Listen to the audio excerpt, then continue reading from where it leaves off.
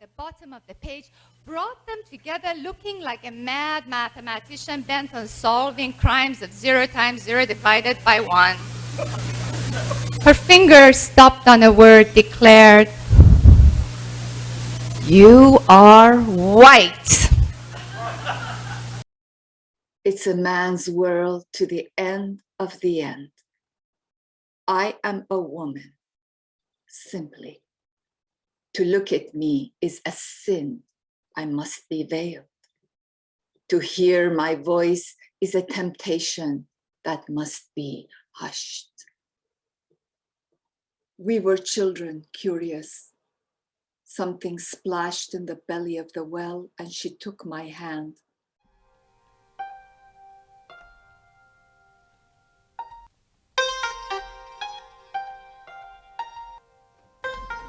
In the pause between spring rain, a woman pirouettes in a field.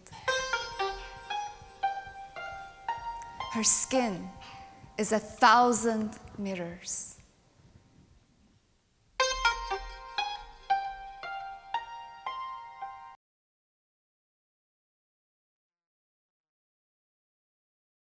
I hear shots. It's the wind, I say. Then loud murmurs. Surely the fountain below my room. The moon is a bruised fist tonight. It has obliterated the stars. I was sung into this world.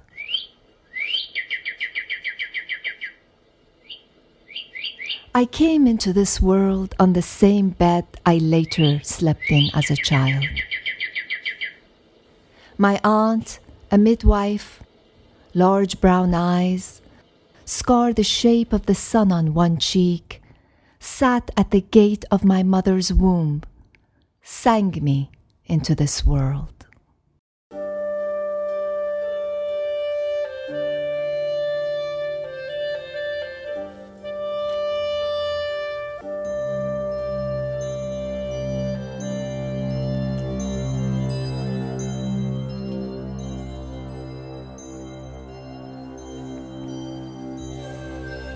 I lie on my old spring bed, thinking about girls who slit their wrists, who pour kerosene on their heads and light a match. I'll be 13 soon.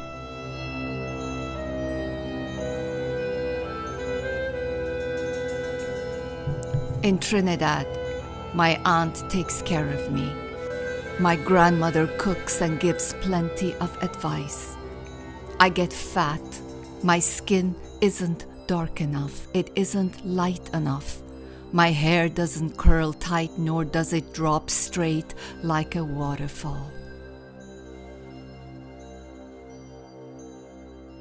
I wish I could iron my tongue, crease it sharp so I could belong.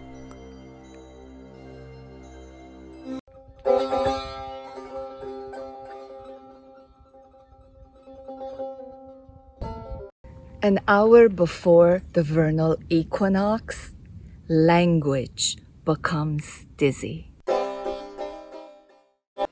My name is Sholeh Wolpe. I'm a poet and a playwright and a literary translator. I translate literature from my native tongue, Persian, into English. The woman I'm going to speak about, her name is Forugh Farrokhzad. She was a poet who lived in mid-20th century Iran. In that quiet, vacant dark, I looked into his mystic eyes, found such longing that my heart fluttered impatient in my breast. The black of my irises, those simple reclusive Sufis of mine, swooned in the song spell of his eyes. I'd like to introduce to you a very important poet, a poet who Rumi considered his master. Attar, 12th century Sufi mystic poet. You're familiar with who Rumi is, probably. Now, Rumi said, Attar traveled through all the 7 cities of love, while I am only at the bend of the first alley. For the second episode of Soul to Soul. Okay. Oh, I love this parable. Let's read it together. It's Parable of a Spider.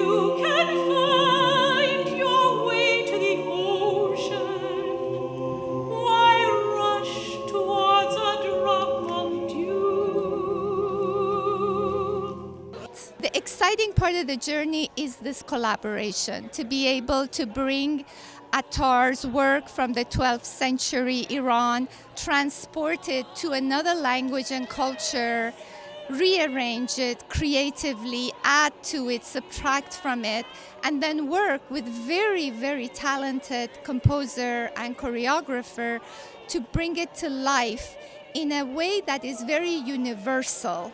That's something that does not belong to one culture or another, one language or another, but to humanity.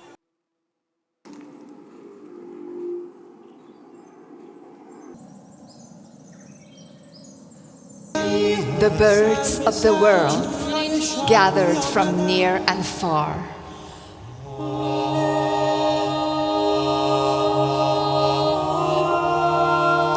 They said no nation is without a leader. Why is it that we don't have one? A body without a head is without direction. Let's seek a sovereign without delay.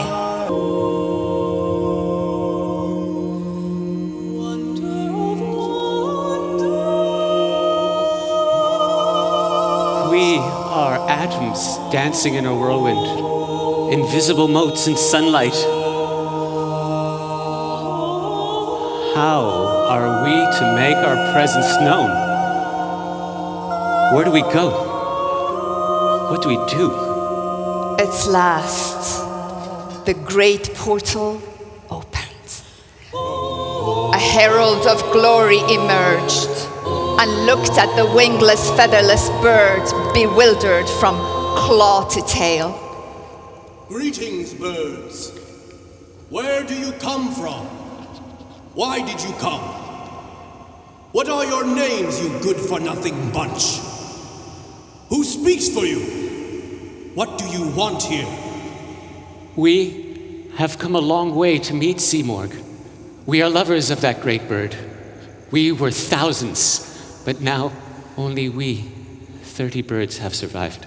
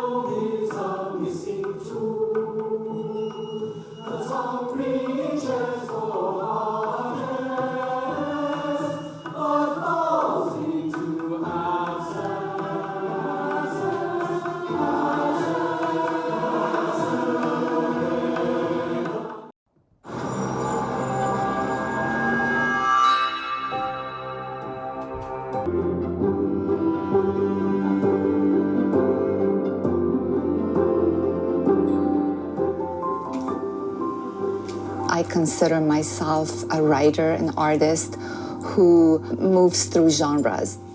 I've moved from poetry to literary translation, recreation of text, to writing plays and librettos. I was born in Iran. I left at age 13. I lived in Trinidad, then I went to the UK and finished my high school there, and then I came to this country. So I've been a wanderer, and I've always been in search of home. And it has been a subject that I've been writing about over and over and over. When you recreate a work, you enter the work, you breathe it, you live it. I write because I believe literature can save the world. It shows us how to save ourselves. So I write to save myself. And in saving myself through work like the Conference of the Birds, I share this prescription.